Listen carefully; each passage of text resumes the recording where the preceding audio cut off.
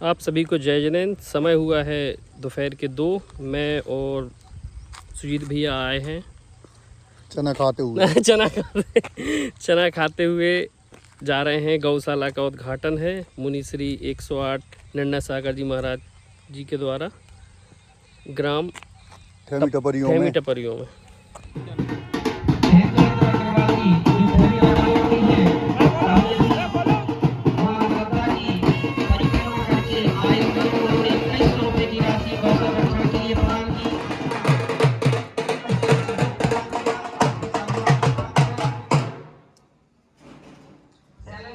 ये है भूसा घर। यहाँ भूसा इकट्ठा किया जाएगा। अपनी हिस्सेदारी देकर हमें अनुग्रहित किया।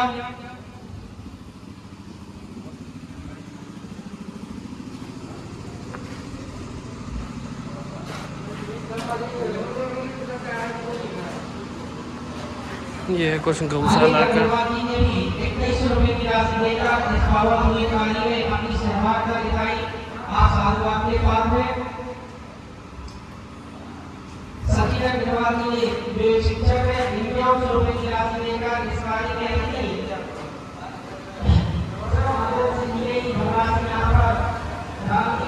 हमारी ग्राम पंचायत सरपंच श्री मस्तानी निमंत्रण की ओर से आप साधु आपके पास में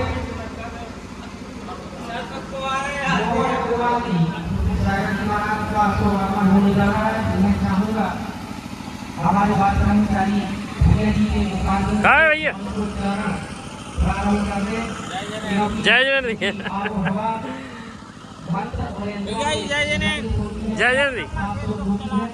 और बैठने की व्यवस्था की गई है। जो खड़े हुए बंधु वर्ग हैं सभी स्थान ग्रहण कर लें।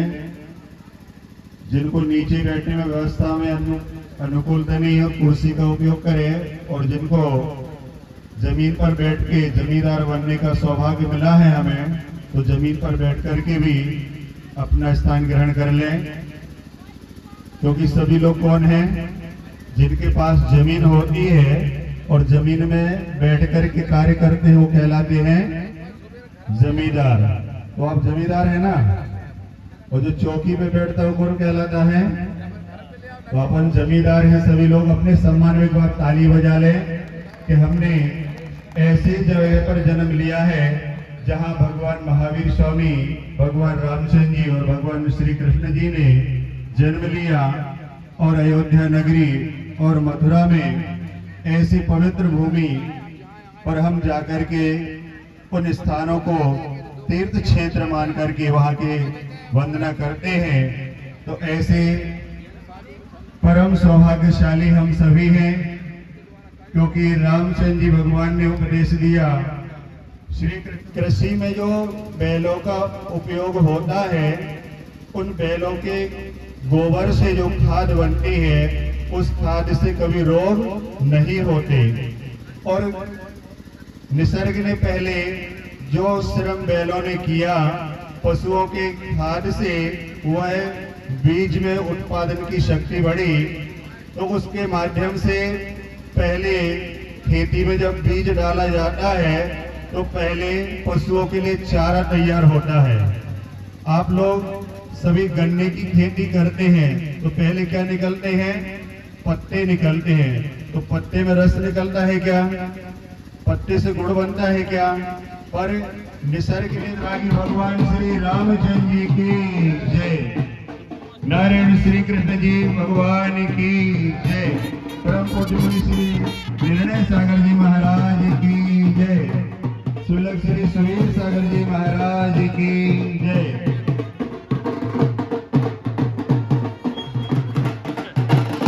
तो गायों के लिए चारा धीरज नेमा नाम है उनका भाइयों का।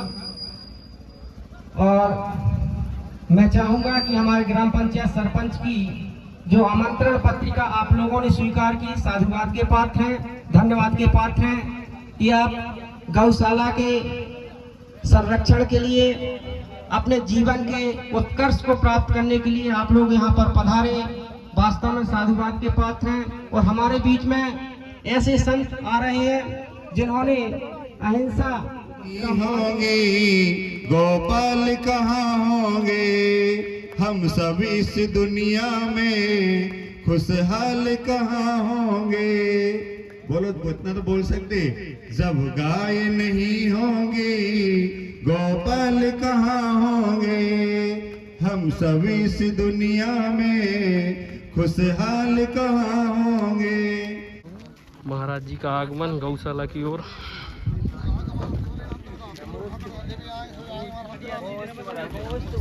नमोस्तु महाराज जी। जय जिनेन्द्र भैया, जय जिनेन्द्र।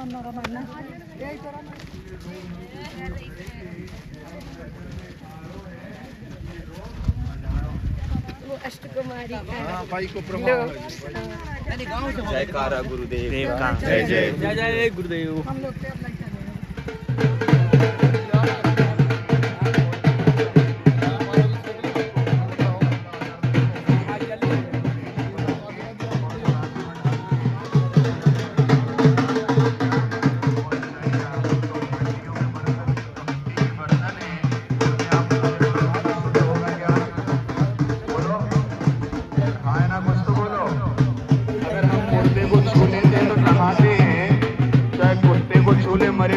हमारा भोजन शुद्ध होगा क्या?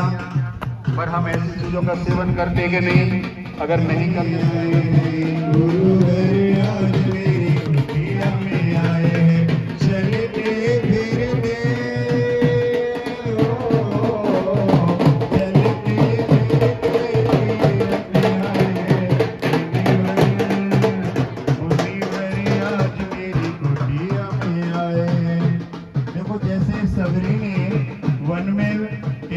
किया था कि भगवान रामचंद्र जी आएंगे, ऐसे ही आज इस गौशाला ने इंतजार किया कि ऐसे मुनिराज आएंगे जिनके माध्यम से यह गौशाला का शुभारंभ होगा।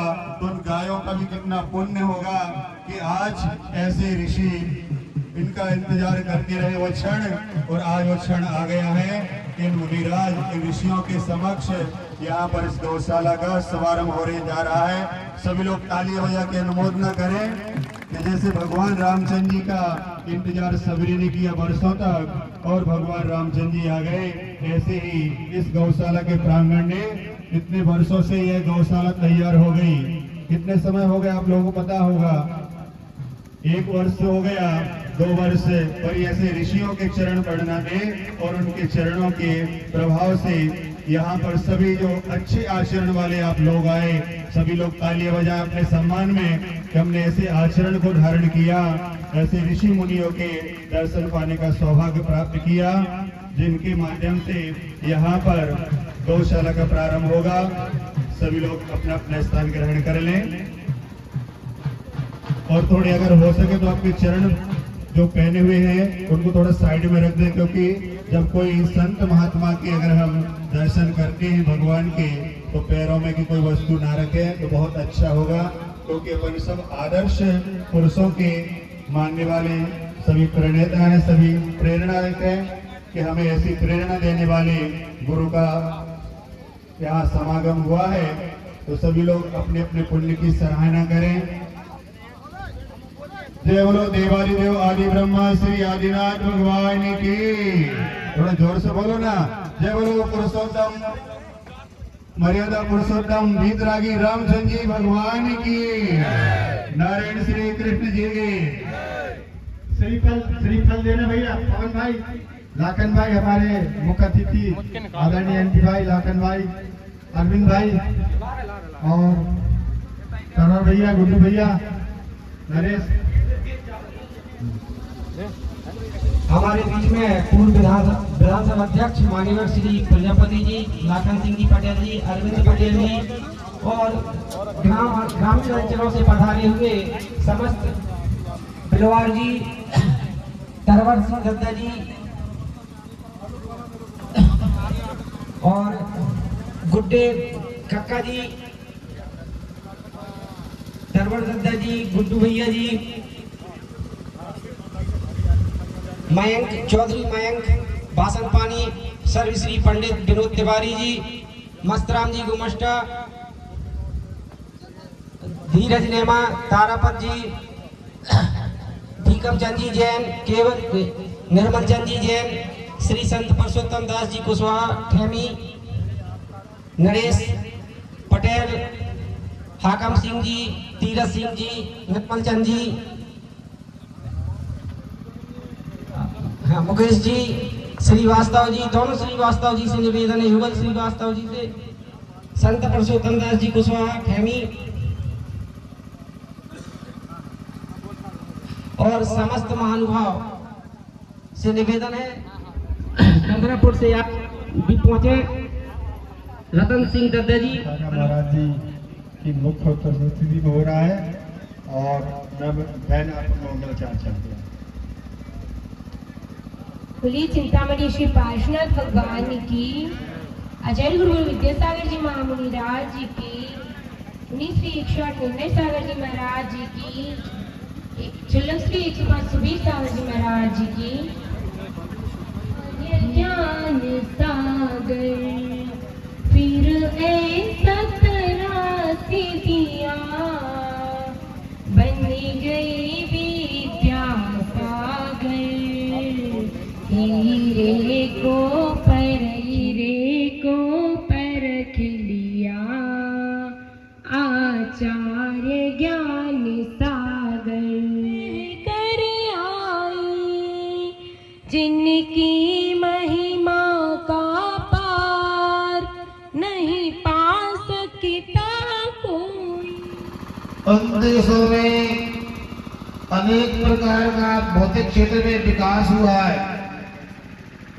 कई देशों में परमाणु बम भी तैयार हो गए, मगर अपने लिए फक्र होना चाहिए, गौरव होना चाहिए। पूरी दुनिया में एक भारत देश है जहाँ विज्ञान का विस्तार तो हुआ है, ये अनादिकाल से ऋषि मुनि भी बनते हुए आए हैं।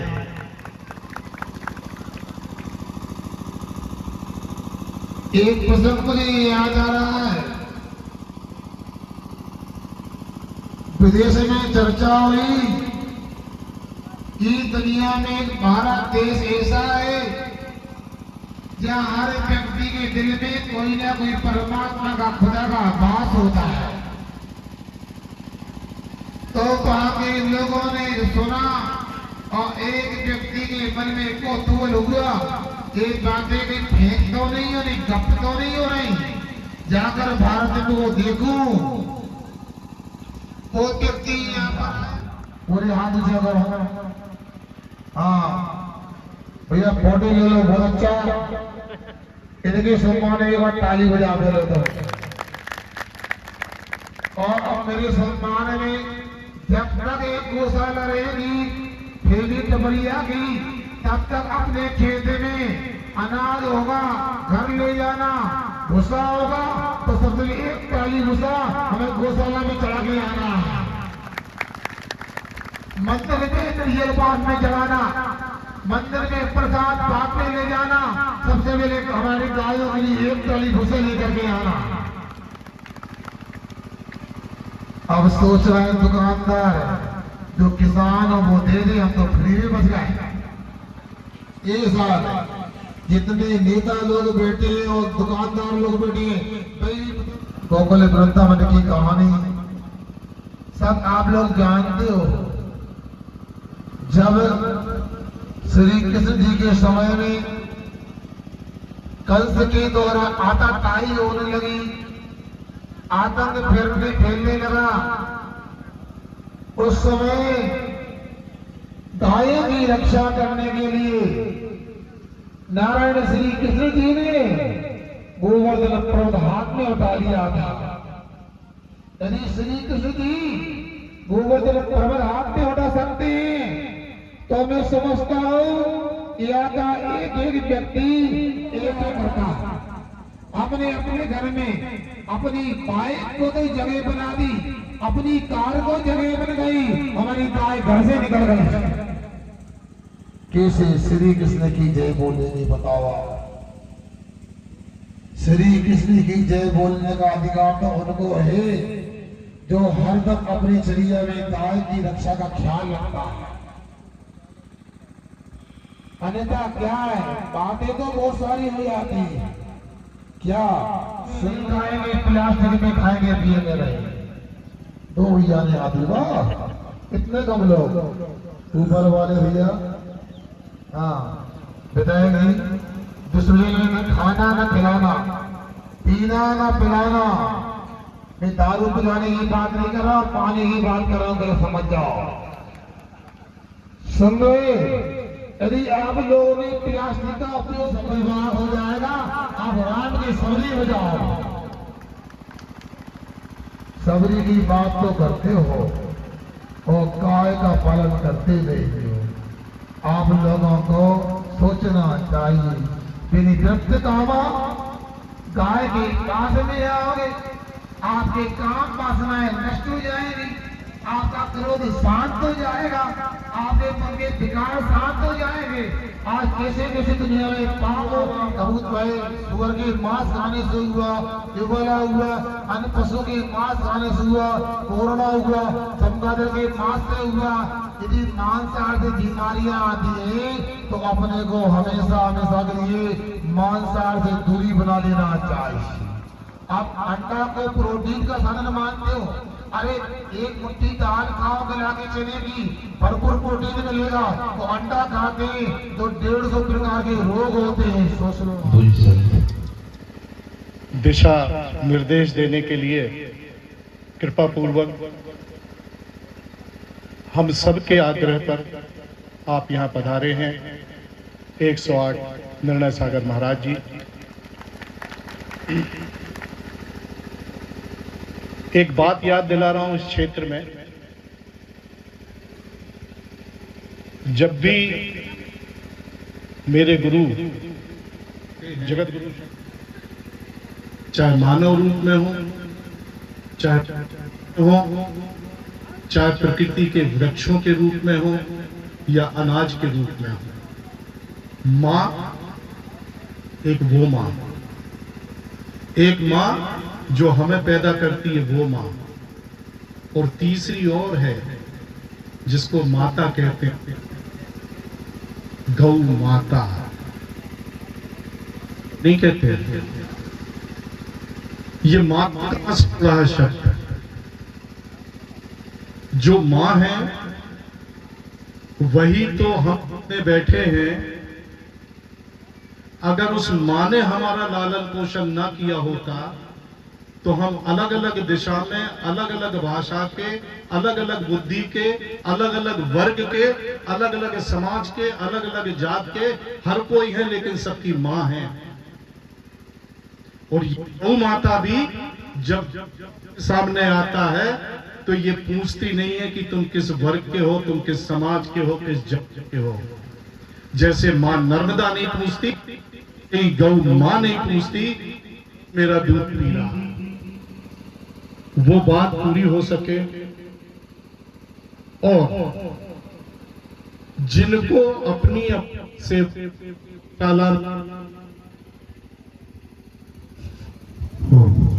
हेलो बैटरी लो हो गई क्या?